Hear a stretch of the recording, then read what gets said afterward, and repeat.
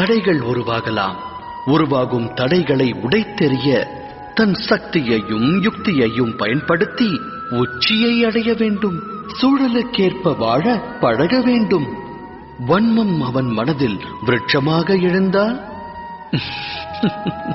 லட்சியத்தை எட்ட நிச்சயம் முடியாது. இறைவனை மனதில் நிறுத்தி எதையும் தொடங்க வேண்டும்.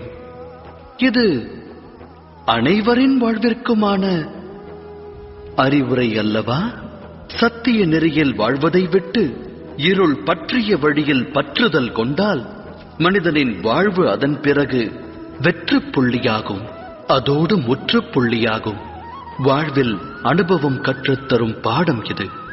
அப்படியென்றால் வாழ்வின் பாதை எதுவாக வேண்டும்? அமைதியும் நிம்மதியும் மற்ற இருளான பாதையா, இல்லை ஒளி பொருந்திய இறைவனின் மார்க்கம்?